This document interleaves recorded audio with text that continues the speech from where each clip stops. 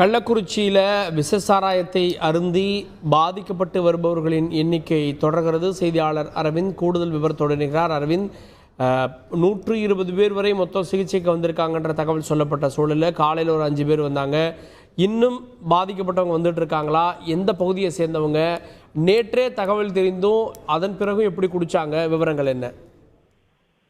கள்ளக்குறிச்சியில் பலி எண்ணிக்கை 37 கடந்துள்ள நிலையில் காலையில் பார்த்தோம்னால் நேற்று மாலை மற்றும் இரவு வாங்கி வைத்து கொடுத்ததாக கூறிய ஒரு உறவினர்கள் ஒரு 5 பேர் காலையில் கள்ளக்குறிச்சி அரசு மருத்துவமனை சிகிச்சைக்காக சேர்த்தனர். இந்த நிலையில கல்லூரிமலை மற்றும் மாதவச்சேரி, சேஷசமுத்திரம் மற்றும் கள்ளக்குறிச்சி நகரத்தில் உள்ள அகரத்தான் கொள்ளைத்தெரு பகுதிகளைச் சேர்ந்த ஒரு 4க்கும் மேற்பட்டவர் இருசக்கர வாகனம் மற்றும் தனியார் ஆம்புலன்ஸ் மற்றும் அரசு ஆம்புலன்ஸ் மூலம் கொண்டு இங்கு சிகிச்சைக்காக சேர்க்க வந்த வண்ணமே உள்ளனர். குறிப்பாக இன்று காலை